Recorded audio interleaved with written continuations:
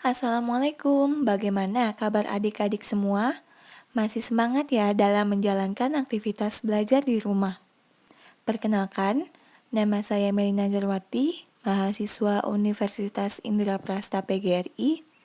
Saya di sini meminta waktu dan bantuan adik-adik sekalian dalam penelitian skripsi saya. Adik-adik bisa memanggil saya Ibu atau Kakak Meli. Sebelumnya, adik-adik pasti sudah pernah belajar tentang cerita fantasi. Ada yang masih ingat? Jadi, teks cerita fantasi adalah cerita fiksi atau khayalan semata yang bergenre fantasi, dunia imajinasi yang diciptakan penulis. Ciri-ciri cerita fantasi terbagi menjadi 6. Yang pertama, ada keajaiban, kemisteriusan, dan keanehan yang mengungkapkan hal-hal yang tidak ditemui dalam dunia nyata. Kedua, ide cerita terbuka. Penulis mampu dan bebas menuangkan isi imajinasi, bebas berkhayal, tidak dibatasi oleh realitas yang ada atau kehidupan nyata. Ide cerita yang sederhana, namun mampu memberikan pesan atau amanat yang menarik. Ketiga, latar bisa menebus ruang dan waktu. 4. Tokoh yang unik mempunyai kesaktian. 5. Bersifat fiksi atau khayalan semata, bukan kejadian nyata. 6. Bahasa yang digunakan bervariasi. Struktur cerita fantasi terbagi menjadi 3. Yang pertama orientasi, yaitu perkenalan atau pembukaan, di mana pengenalan ini terdapat tokoh, tema, dan alur. Kedua, komplikasi atau konflik, yaitu tahapan-tahapan permasalahan yang dimulai dari awal hingga puncak permasalahan. 3. Resolusi, yaitu penyelesaian atau ending. Jenis-jenis cerita fantasi terbagi menjadi 2.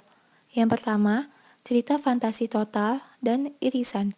Cerita fantasi total adalah berisi fantasi pengarang pada objek tertentu. Jadi, kategori yang terdapat pada cerita tidak semua terjadi di dalam dunia nyata. Cerita fantasi irisan adalah berisi fantasi yang masih menggunakan nama-nama dalam kehidupan nyata. Contohnya menggunakan nama tempat atau peristiwa yang sama terjadi pada di dunia nyata.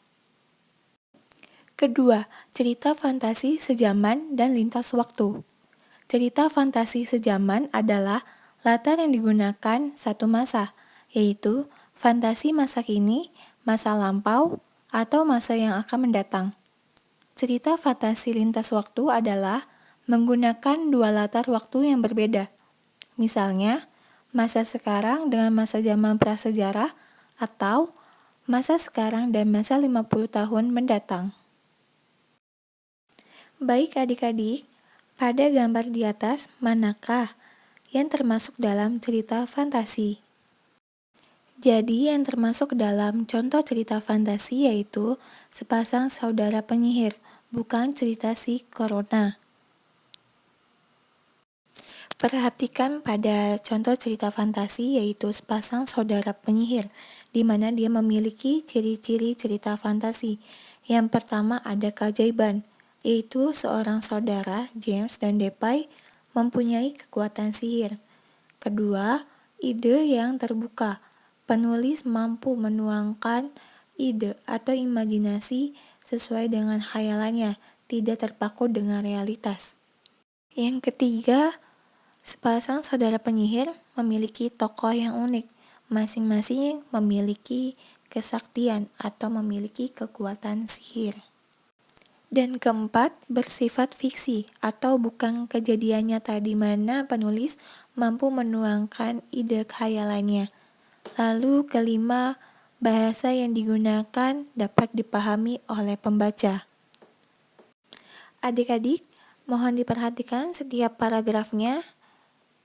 Paragraf yang pertama pada sepasang saudara penyihir yaitu memiliki struktur orientasi adalah perkenalan atau pembukaan di mana penulis dapat mengenalkan tokoh yang ada dalam cerita tersebut, yaitu James dan Depay, dan memiliki tema yaitu keajaiban.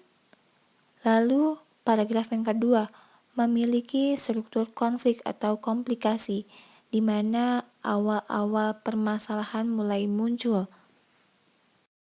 Paragraf ketiga memiliki struktur konflik atau komplikasi di mana tahapan permasalahannya ini menuju puncak masalah, sedang tinggi-tingginya ada masalah. Paragraf keempat memiliki struktur resolusi, yaitu penyelesaian masalah yang menentukan pada endingnya. Baik, selanjutnya ada contoh-contoh cerita fantasi, yaitu ada Lutung Kasarung dan Purbasari, kedua Transformers, ketiga Kancil dan Buaya, dan keempat Harry Potter.